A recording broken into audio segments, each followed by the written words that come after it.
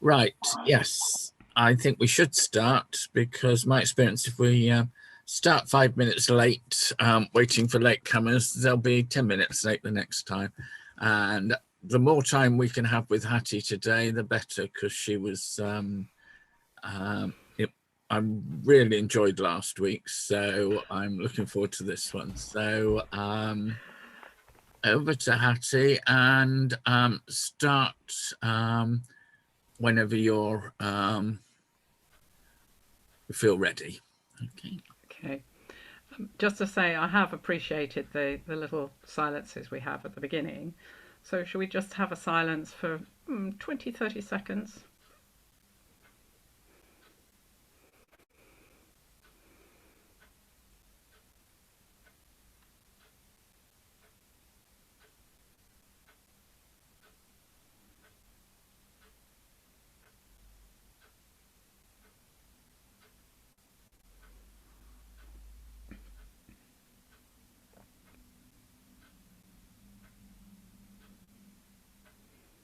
Okay. hmm Well, um, last week I took you up to about age 24, 25, something like that. And so I had qualified as a doctor going through the hospital system, and I had done my first two 6-month posts, which have to be one in medicine, one in surgery. And they were called pre-registration posts, and now they're called foundation. And um, I told you about how I learned a lot after 5 p.m. on the telephone because the senior staff were at home. So I learned loads of stuff. Got very well practiced at describing things incredibly well over the telephone to get help. What I didn't tell you is the first job I had. Well, I did tell you it was gynecology, obstetrics and gynecology. I found myself talking in an American accent. And looking at it psychologically, I'm sure I was probably scared shitless of being a responsible young doctor. And by having a different accent, I was not quite myself. And people commented on that. And my God, getting rid of that took 2 or 3 years to completely lose it. But it was clearly quite a kind of deep, unknown fear that I had. I just thought I'd let you know that. Anyhow, then after doing the pre-registration house officer jobs, then you move on to the senior house officer jobs. Well, those were the titles then. And I got myself an 18-month rotation because I thought I needed a bit of stability because you are a bit all over the place with these 6-month posts. And I went up to Manchester and Salford. And the first 6-month post was in Salford Royal Hospital doing medicine. And I didn't know anybody in Salford and Manchester. And I needed some lovely things to comfort me. So I grew seeds and hyacinths on my doctor's room windowsill. And Salford Royal Hospital had a very small staff on who lived in. So there was really there were less than half a dozen of us living in there. So that wasn't companionship much. Anyhow, after 4 weeks, I got this. Well, I told all my friends in London what I was doing, going up north. And after 4 weeks, I got this telephone call one evening saying, "Hello, I'm Chilean. I'm a friend of Gabby's, your friend in London, and I wonder if you'd like to come to an Irish evening." So, yes, I went to an Irish evening. And there I decided to learn the tin whistle, and I thought, right, I shall learn this one by ear. All the other music I'd done was on the dots. So that proved to be a real lifesaver, and we did fun things together. And John used to open his house before the pub session so that we would learn a tune extremely slowly, and that's how I've got the basis of my tin whistle playing. And then another thing that happened in Salford Royal Hospital was the casualty department. So if I remember right, I think there was one senior doctor to me on duty overnight, a registrar, and our casualty department, being in Salford, where people are not very well off sometimes, um, in streets they were really, back to backs and not very well off at all. No. Anyhow, so I remember one night which was really stressful, and one lady came in and she looked extremely pale, and I took a blood test from her and ordered the taxi to take it up to the laboratory at the other end of town, and waited for that. There was a heart attack coming in. Needed attention. So I felt extremely stretched that night. And the woman who was terribly, terribly anemic, and I was cross-matching, hoping for some blood to match her, but meanwhile just put the O negative up so that she could get some blood in her. Anyhow, I had to decide to ask a specific nurse to monitor her all the time so that I could get on and see this guy with a heart attack. And I probably was totally unaware of how well trained and experienced different nurses were. Anyhow, she carried on taking the pulse, and I carried on for that lady, and I carried on looking after the heart attack man. And then I popped my head round the corner, how things doing? And she said, yes, that's okay. And then when I finished dealing with the heart attack man, I went to examine the lady again, and the nurse had been feeling her own pulse. She had hold of the wrist, but actually what she could feel wasn't the patient's pulse at all. It wasn't there. So, as a junior doctor, you get the guts stuffed out of you sometimes. And there's nobody there to help. The consultant was Annie, and she was extremely, what should we say, rigid. And she liked things done the way she liked them. And, if things didn't go right, she told you off in no uncertain terms in front of the team. Anyway, one morning I got a telephone call after a night's duty, and it was at 8 o'clock in the morning in my room, and the phone went. And in those days it wasn't mobiles, they were actually landlines next to our beds. And the consultant said to me, where are you? And I said, I'm just getting up. And she said, you're supposed to be in the clinic at 8 o'clock. Come on. And it wasn't said quite like that. It was even horrider. So I felt, I did not like her. And as time went on, of course, I discovered that other consultants and doctors found her difficult to handle.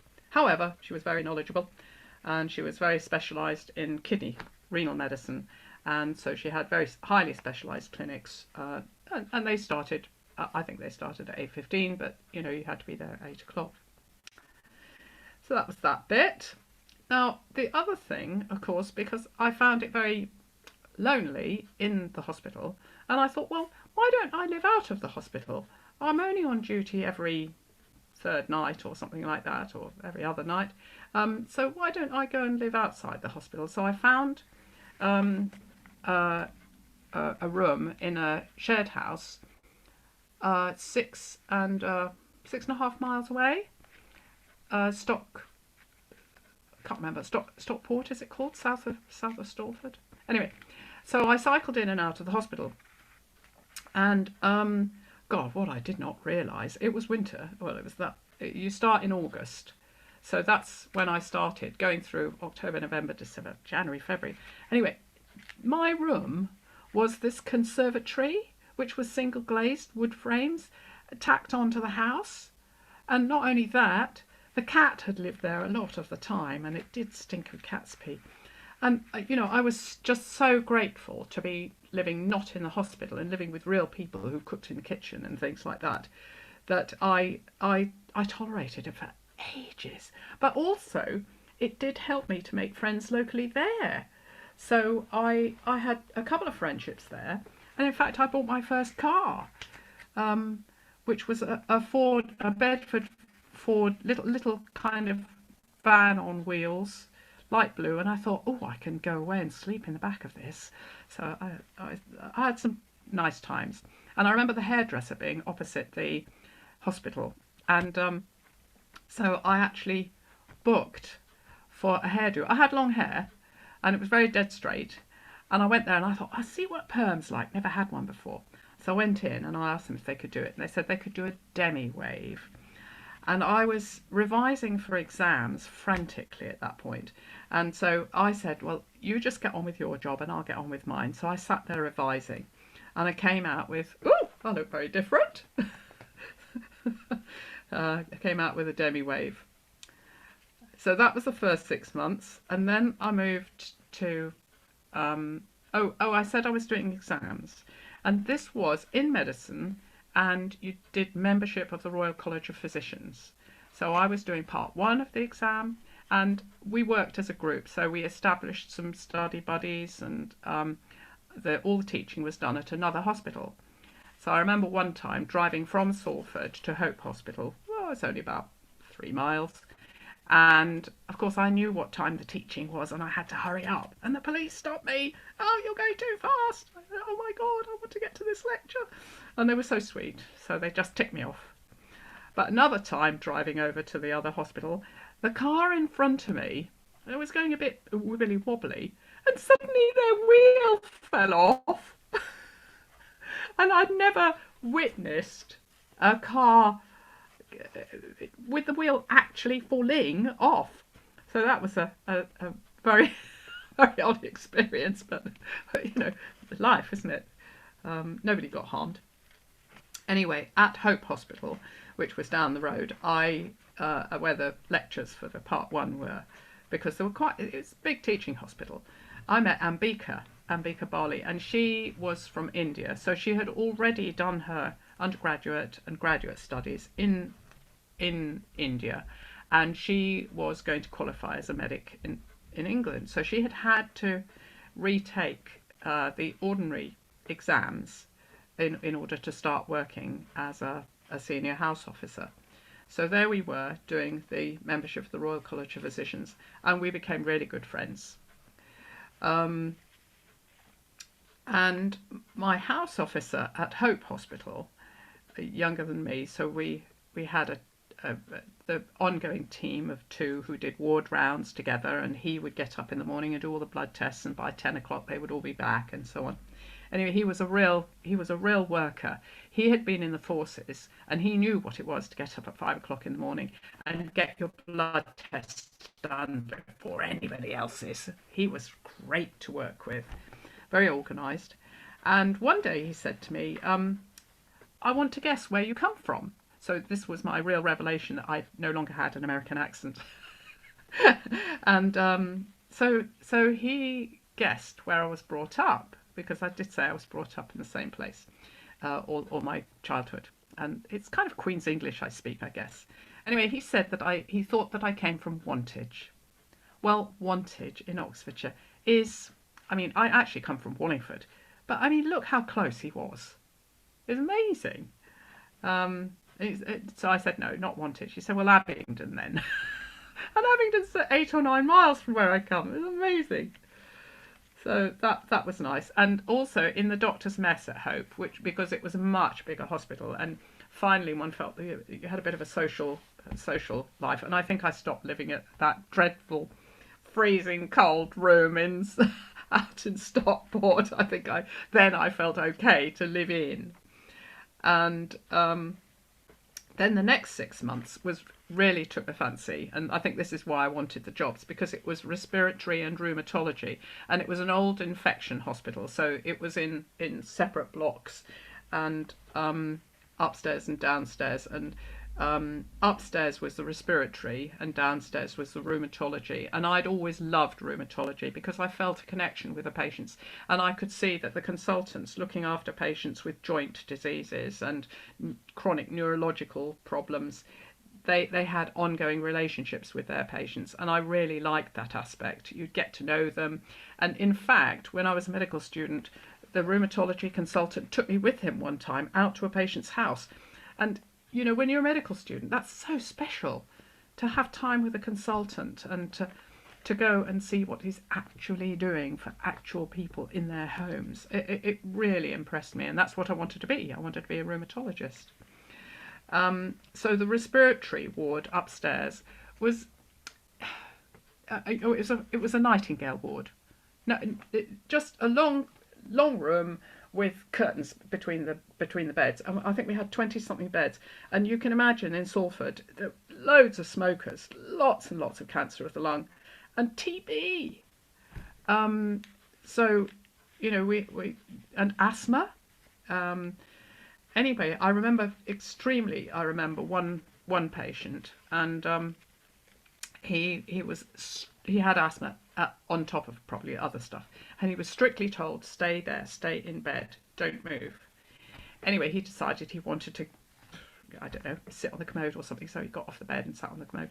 Anyway, unfortunately, his instructions were correct, but there was no nurse actually supervising him, so he fell down dead, and that upset me.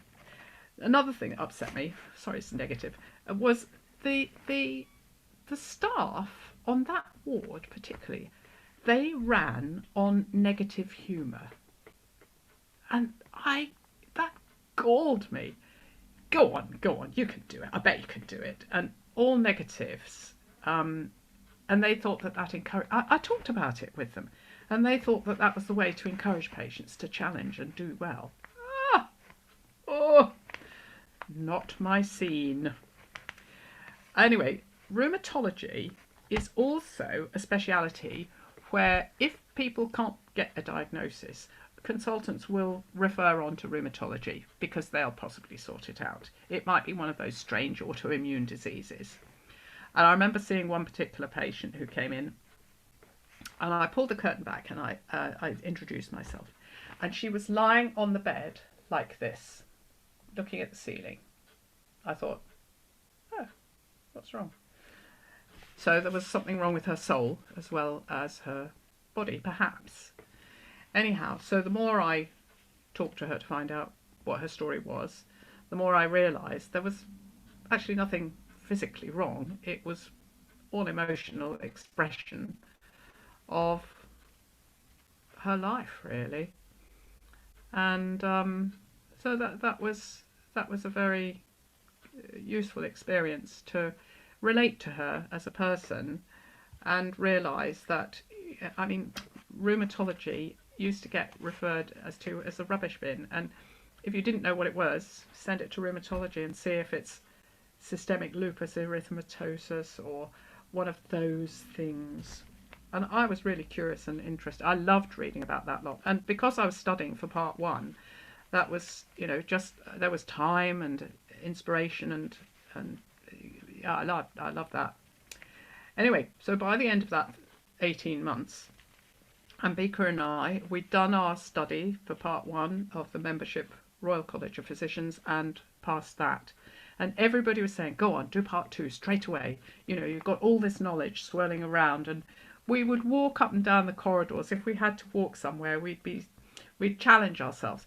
Talk for 2 minutes about heart attacks, or talk for 2 minutes about scleroderma. So we would be encouraging ourselves to use every minute to revise and to practice what we had to do. Anyhow, so the 18 months ran out and I had to look for another job. But I didn't want to look for another 18 months. I mean, that was pretty in for a dig. You've done your 18 months. You should be ready by now to get a bit more fledged.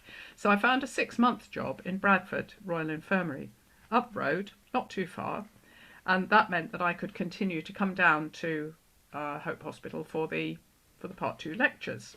So that was my education centre. So I kept driving up and down. As soon as I'd finished work, charge down the motorway and try to get there in time. And that was a good experience, except it was quite mentally taxing to have to sort of rush to finish work and get down there. And one time I remember teaching was on a Saturday, and on Saturday morning you had to stay overnight on your duty and hand over to the weekend medical team. So you all did a ward round in the morning, and your morning might not finish at 9, it might finish at 11 or 11:30, and there I was trying to get down the motorway to the teaching sessions. And one morning one of the nursing sisters said to me, just before you go, can you write up this person's insulin? So I said, oh, well, what's the scene? What's the situation? oh, these are his sugar charts. This is the insulin he's been having. This is the frequency. We do these tests, and I had a look, and I said, oh, right. So why has it been stopped? What's that all about? Oh, she said, I think it's just run out, and it's an omission. So I wrote it up again. Anyway, wrong. It had been stopped for a reason, because he was no longer receiving extra sugar load for his kidney treatment, so he didn't need insulin. He was not diabetic. Oh my God. Oh dear, another trauma.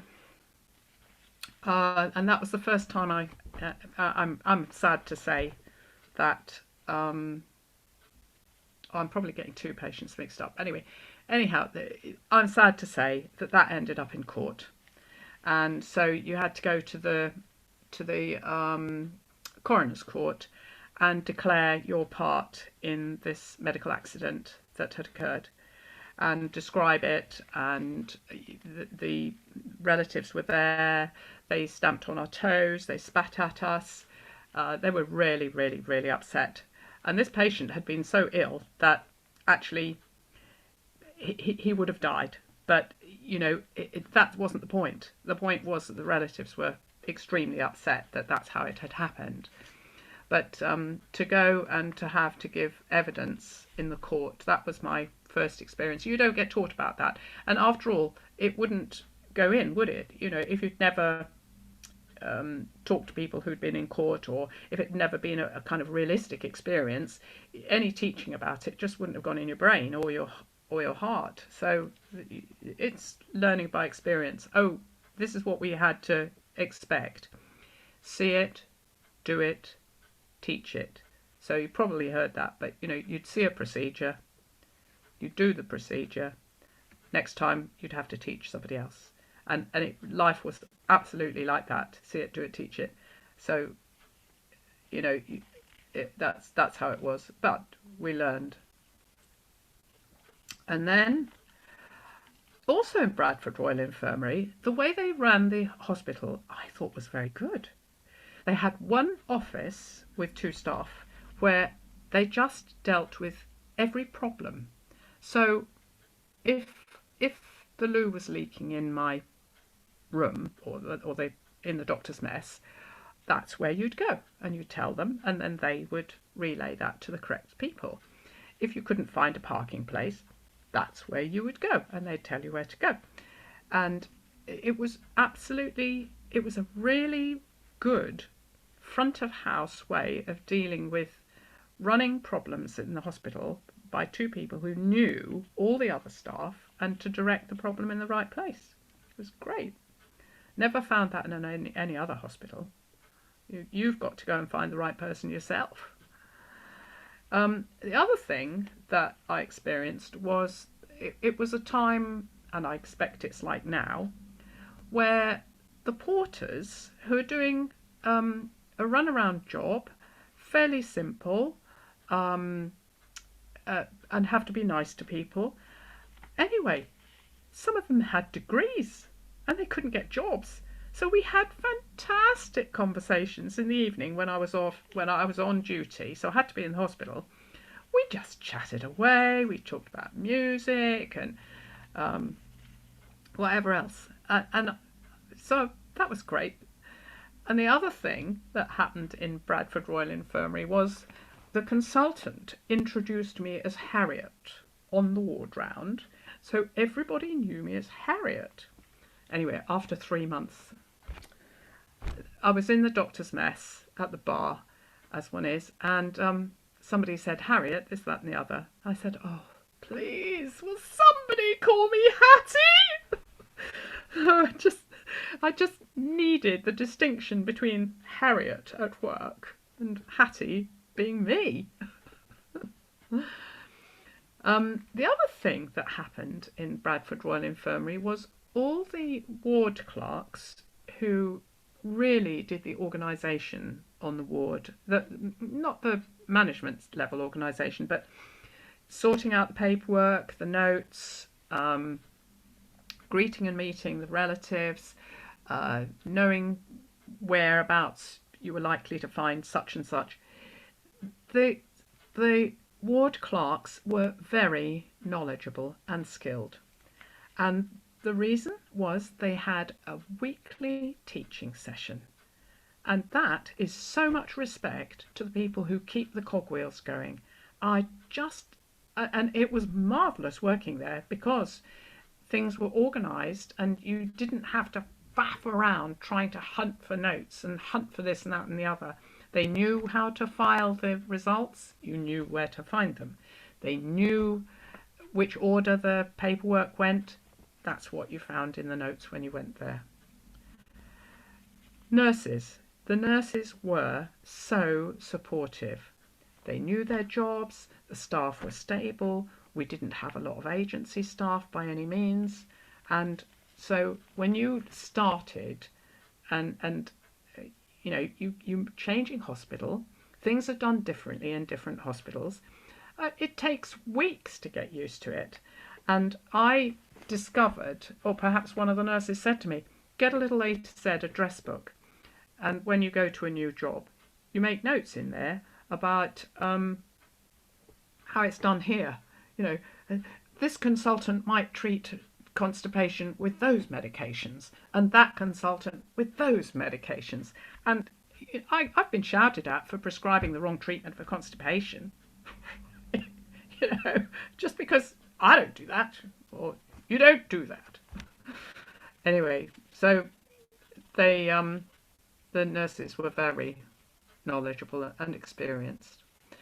And one time in the casualty department at the Royal Infirmary, I had a patient brought in as dead, a woman, and the blood pressure was in her boots, she was as pale as a sheet, heart tracing was there, going quite slowly.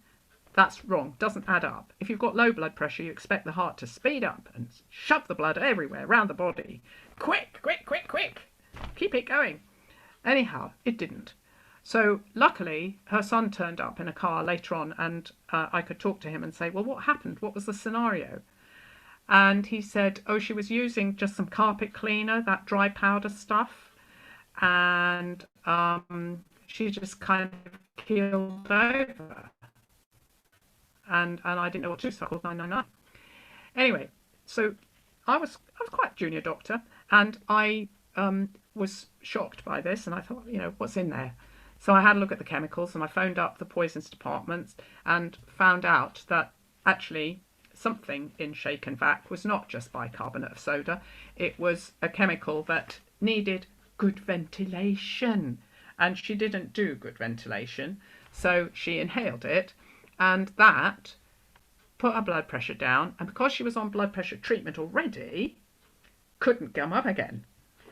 Anyway, she survived. She was 100% okay and went home, and I was so pleased, and I think the consultant probably did encourage me to write it up, and that's my publication in the British Medical Journal, was an experiential publication about this pernicious little chemical which was used incorrectly. So I'm very sensitive about dangerous chemicals now. Also in Bradford, the porters were marvellously helpful. If I had to, one example was an extremely unruly and becoming dangerous patient. Really, we had mental health issues housed in the medical hospital because you get both sometimes. So I witnessed my first enforced sedative injection, so held down by porters whilst doctor gave jab scenario, which was pretty unpleasant, but I did feel that it had to be done at that time. Whereas when I was a medical student and I happened to be visiting, oh no, I wasn't a medical, no, not a medical student. I did undergraduate at Cambridge, and one time I said to Mum, I want to do something useful in the summer holidays.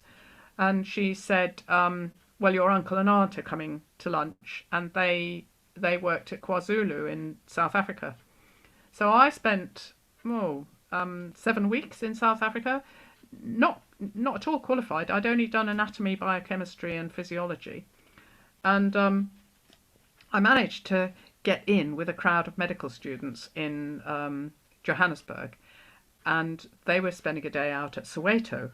So I went with them one time, and so I kept my mouth shut, and well, I didn't. That was the problem. So we were shown ECT, and so the black patients in Soweto were lifting each other onto the treatment table where the ECT was going to be administered, and so I watched this happen through the glass, and I thought, what's this all about? You know, there's so many of them. How do they really have to have ECT? It's horrible. No anaesthetic, just wham. And then the two other patients would come and lift the patient off because they were unconscious by then, and put them to rest on the floor to recover from their ECT, and then the next one would be lifted up. And I spoke to the doctor who was administering administering the ECT, and I said, what's this all about? You know, I don't like this really. And he said, who are you? Who are you? And I said, I'm a visiting medical student. Lying through my teeth. I wasn't a medical student yet, but I was that day. And he said, I said I wouldn't like it or something. And he said, well, there's a lot of treatments that you wouldn't like. We don't judge treatments by what you would like. Something like that. You know, he said, we don't try out all the treatments we give to other people. So that was me realising that I was a little bit of maybe an upstart or something. I don't know. Somebody who won't just take things at face value. So of course I read a lot about ECT after that, and about asylums, Irving Goffman, Lang. What was his first name? I can't remember his first name. Yeah. Anyway, so he was known as R.D. Lang. R.D. Lang. Yes, that's right. And also when I was back in London after that, because I was at King's College Hospital, I made a point to get any opportunity to go and see therapeutic communities. So we went to the Richmond Fellowship. I went to see Holloway and see what that was like. I read material that had been written by Holloway inmates, or there was one particular one written by a social worker at Holloway, which I found inspirational. Anyway, let's get back to Bradford. I was doing part 2, and I found it a bit hard. It was hard emotionally because of those knocks and bruises, and the consultant calling me Harriet all the time, and criticising me from time to time. But he said I'm doing this in private, and he did. He took me aside. He was a bit fatherly. Anyhow, I didn't get part 2. I mean, it was a 6-month job, and you're coping with all those changes and trying to learn a whole lot more medicine. And I didn't get part 2, but I did get myself a job in East Birmingham Hospital as a registrar. So that was the next grade up. And Anne Beaker also got herself a job in East Birmingham Hospital as a registrar. So we could continue to have a close friendship, and we really were very important to each other. And East Birmingham Hospital is now called the Heartlands, and that's where I bought a house, because I thought, well, the registrar's post, I think it was a 2-year post, it gave me a bit of stability, and I immediately bought a house and felt, you know, I need to be settled really. I had a piano, and I made friends locally and went to music sessions and things as well. So here we are. I've done a lot of talking, and I feel that that's probably enough getting me from Salford to Bradford down to Birmingham. And have any chats or discussions or memories? I think unmute yourselves. So this brings you So there's still part two to repeat, or Yeah, so and so, GP. so yeah. So how long before you started in general practice?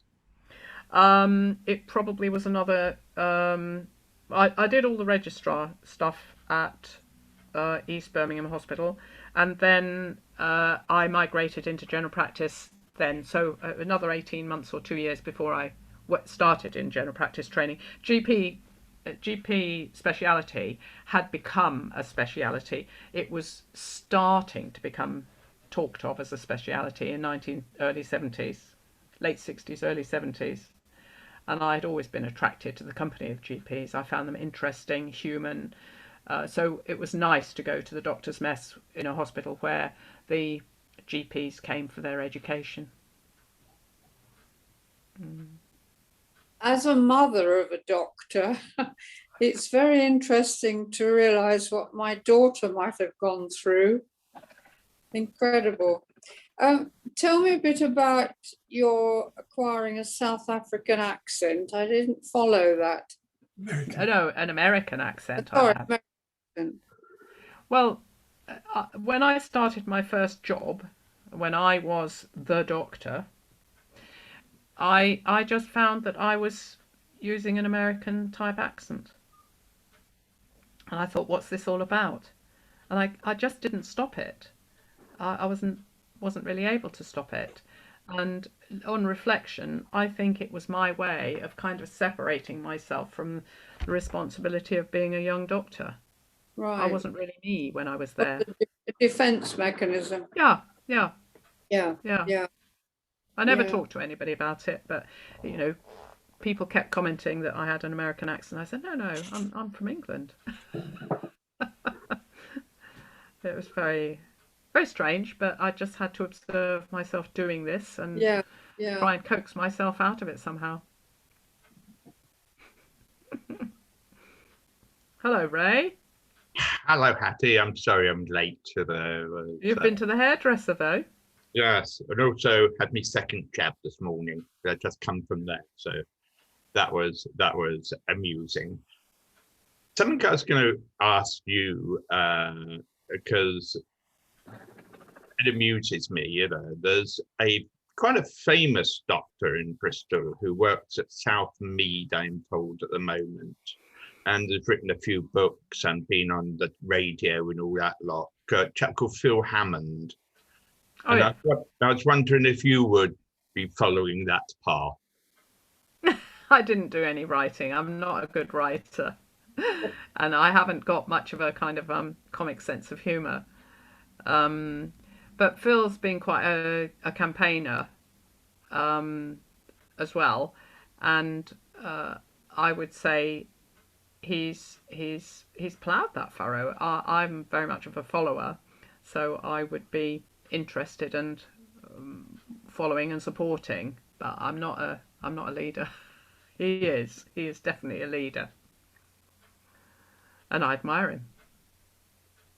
Yes, I don't think he's the only one who has gone on that line. There's many a daytime pundit among others who I remember, and kind of some of them I grimace a bit when singing them. But hey, having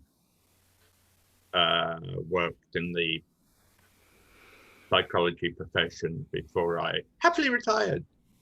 But, So Ray, are you meaning like because I mean when I was a medical student, obviously we did theatre shows and we did a Christmas review and that sort of thing. Um, and I can remember the guys. There was a group of 3 or 4 guys who were very instrumental in writing the script for the Christmas review, and they went on to become comedians on telly. Um, I can't. I just can't remember the names at the moment. One Pink something. Um, I can't remember the names, but they got quite well known on the television as comedians because they were very humorous. Graham Gardens being one of them. Yeah, Andy Platt was one, but he's not a famous name or anything. But yeah, yeah, quite medics are quite. I mean, and they're quite I mean, we had a bad taste Christmas party, for instance, and Andy came and he put his red wine in the bladder bag and stuff like that. It was very humorous. Yeah, I think you had to keep your sense of humour up somehow. I Kate. remember, I remember Hope Hospital. Ah, I was in the on the Community Health Council when they had such things, and we used to meet at Hope Hospital. I was particularly interested in the obstetrics. Well, I was then teaching for the NCT, and it's through that I got on the Community Health Council. Yeah, I've got a soft spot for Salford.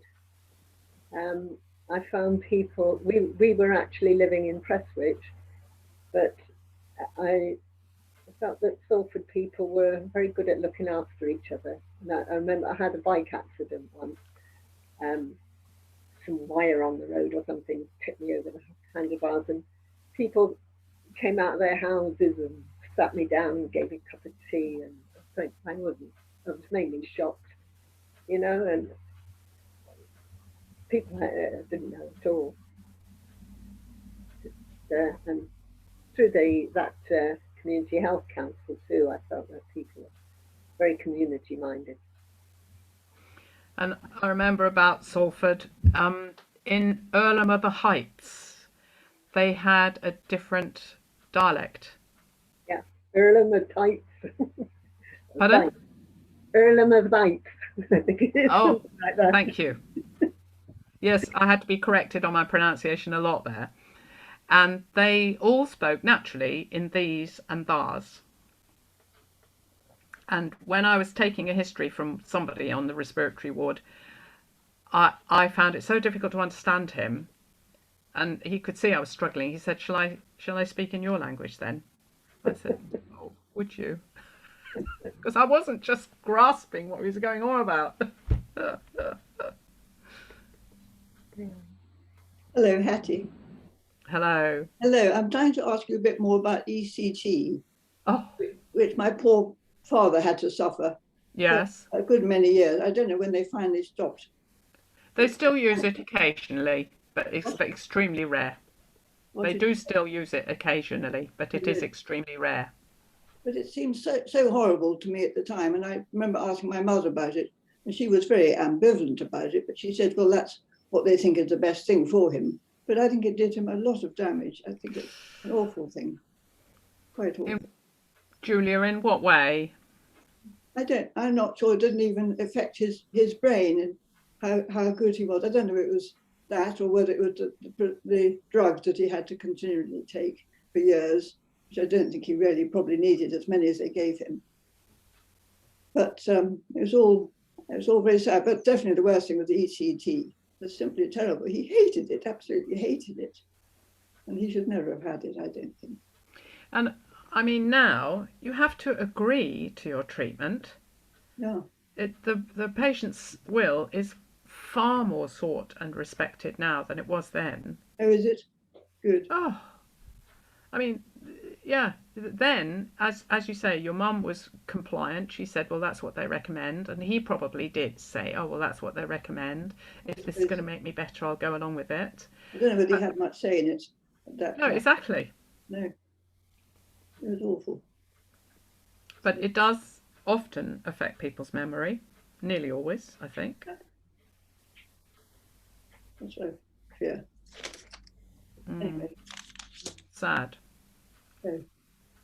Could somebody remind me, please, of the recording link, because I missed Hattie's first talk. Could you put it on chat for me, please?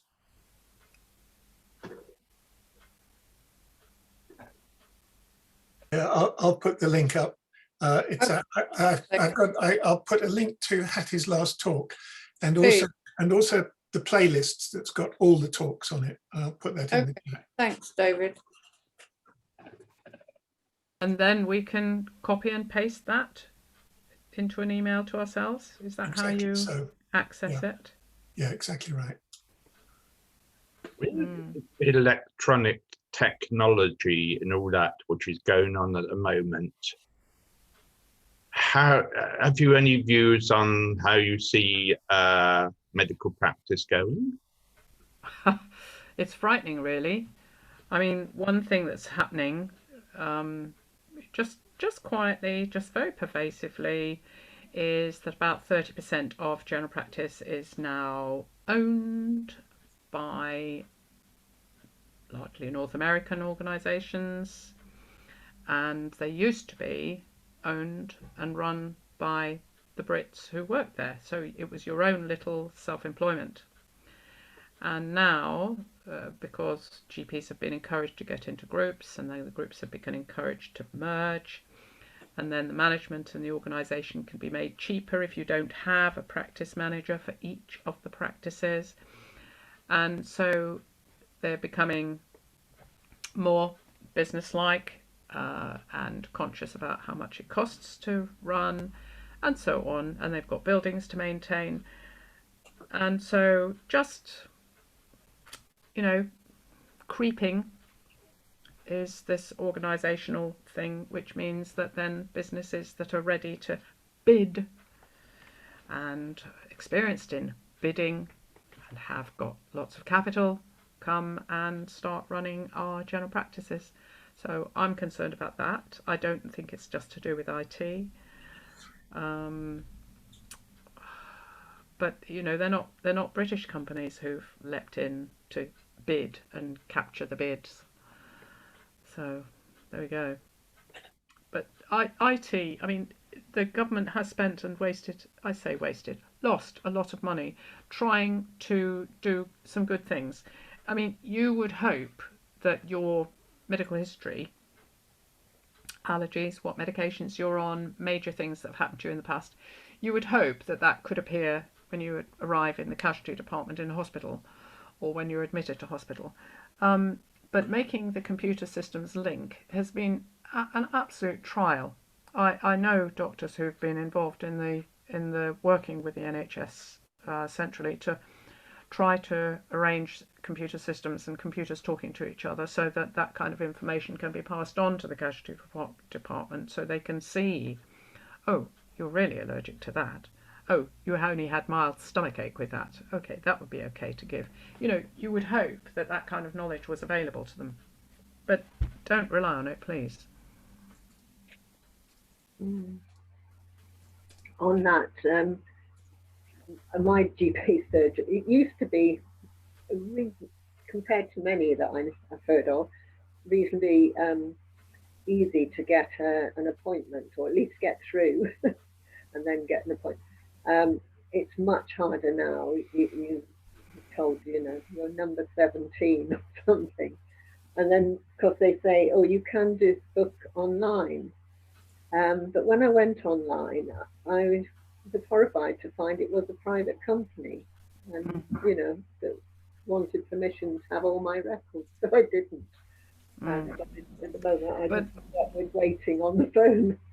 It's an alarming percentage. It's between 20 and 30% of all general practices in the UK are now owned by companies. And of course they have to manage things.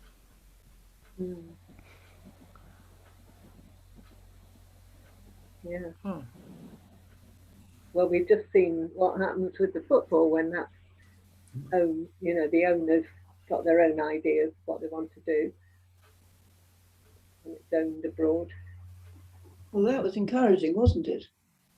That we all rebelled against it. That was good. Some things are harder and then are more insidious. Yeah, and less sudden. That's right. Possibly a lot. Sorry, I was going to say possibly a lot more rebellion needed, and bear in mind that the whole Brexit campaign was on the premise of £350 million a week extra to the NHS to preserve the NHS for us. And yet it's being privatized, as we've seen with a lot of the COVID things, farmed out to private friends of government to implement. How radical do you feel about these things, Hattie? Very angry. And there's some amazing voices out there who are campaigning against it, and they have a tremendous amount of knowledge, and they write well, and they get published in the British Medical Journal. But, you know, that is academic, and really this is a business scene that we're talking about that needs to be campaigned against. I mean, I'll give you an example. I read this in Trish Greenhalgh's book. When I did my second junior house officer job, pre-registration, down in Dartford and Gravesend, then some years later I read that they had used the Private Finance Initiative to develop the hospital, PFI, and I was always against that. And what had happened to the contract that the private finance company drew up with the NHS was that the NHS would pay them rent after they'd built the building and they ran the maintenance of the building. The NHS pays rent. But in the contract it says that the rent is set by the landlord, by the PFI company.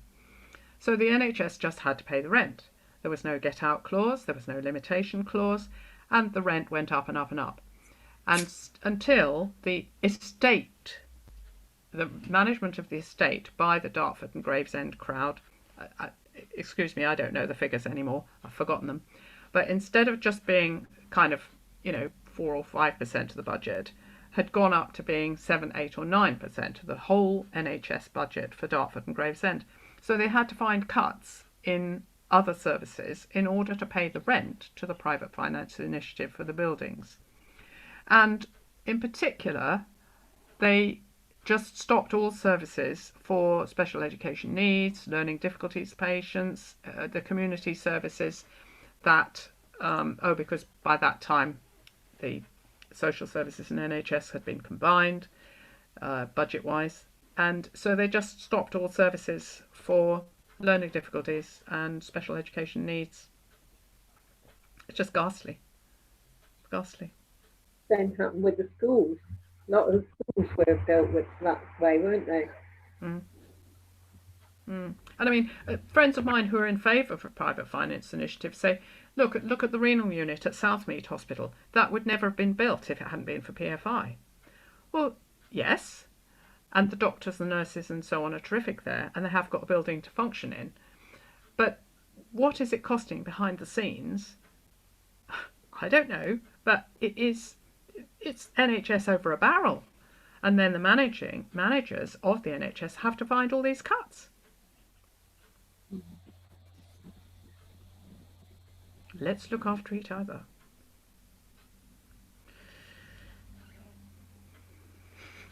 Because I like silly jokes and stuff like that. And You like what?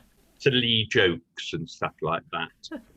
There was a man who walked into a doctor's surgery, and the doctor said, "Hello, I haven't seen you for a long time." And the bloke said, "No, I've been ill." Oh, gorgeous. But there you go. Oh, You're yes, unusually quiet this morning, Christopher. Well, it's because I was noisier earlier on. Well,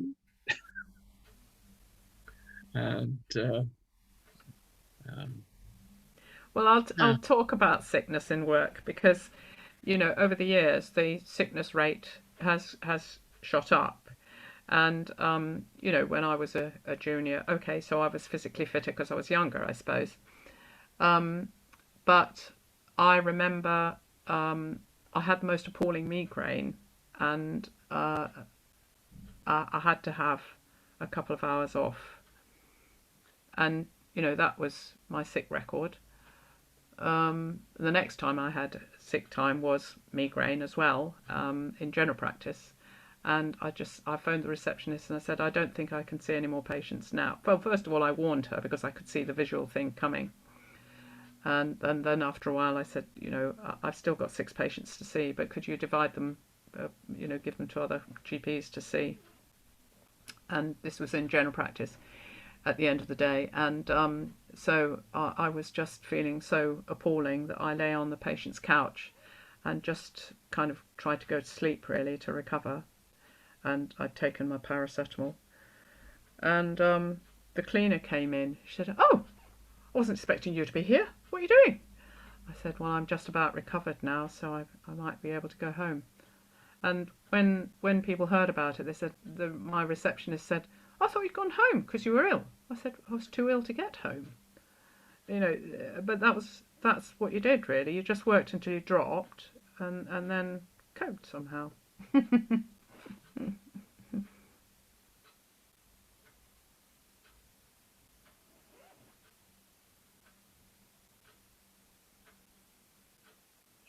We are all pleased to see that you're still with us.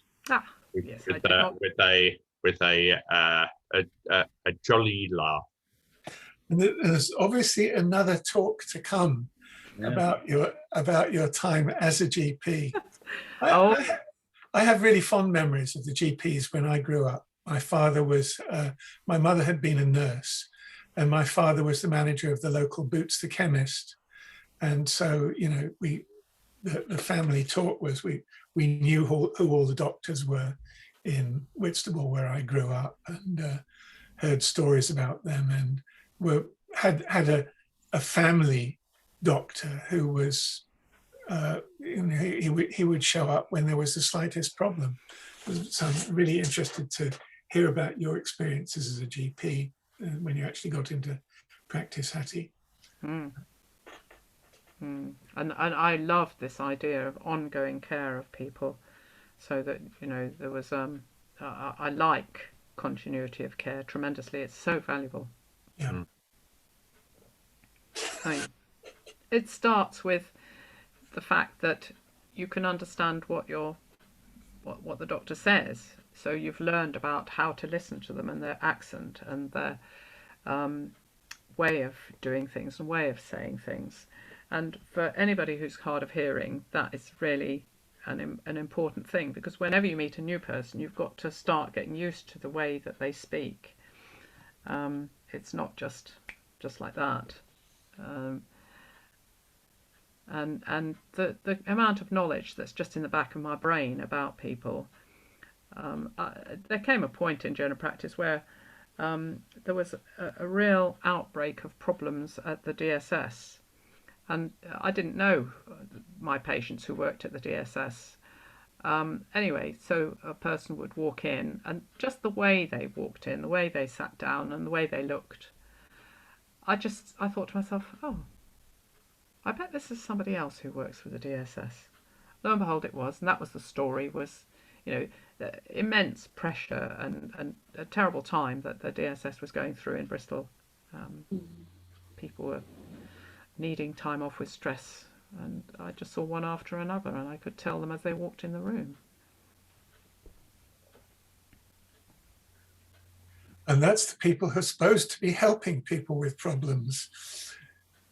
I think they may have had a management change. Yeah. Yes. I worked for the DHS for a couple of years, many years ago, but it could be very stressful there. And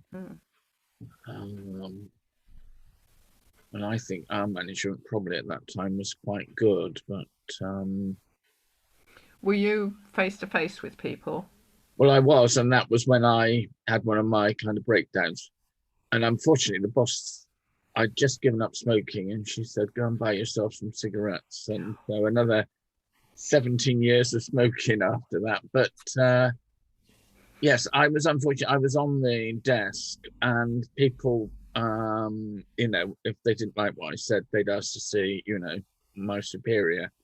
And he just never backed me up. He always, he went off sick shortly afterwards, I think, with some breakdown, but it didn't help me at all. And of course, it gets round that, oh, if you go in now, you know, you'll be able to get, you know, a new pushchair or whatever it was they wanted. Yeah, I think I preferred working in the payments room. That was, you know, although again, there was one of the chaps who had to authorize it, and he never brought the stuff in as he was doing it during the day. He brought it all in just at the deadline, you know, the last time he could bring it in.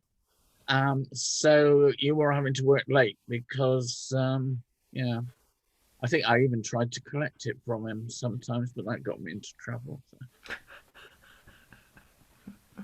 As against that, I did discover after I'd left there that I was somebody who was late for work quite often, and in those days I wasn't a Quaker, so, you know, I lied like a trooper and all sorts of excuses. And I discovered at a family do once, one of my cousins, her best friend, had worked there with me, and she said they were all, you know, each day they were waiting to hear what my latest excuse is going to be.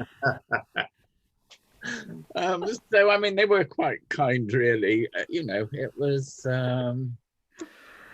but yeah, not for me. I've loved the talk. I'm going to have to leave you now, everybody. So Yeah. carry on if you like. And I've got to go. But so thank you very much, Hattie. It was brilliant. Very good. Very lively. Okay. So, bye-bye. You're welcome. Bye, Julia. I think I need to go as well. Bye-bye. Yeah. I think this is a sign it is the witching hour, where we will all turn into toads or something, you know. And we will see you next Friday. Okay. Lovely. Yeah.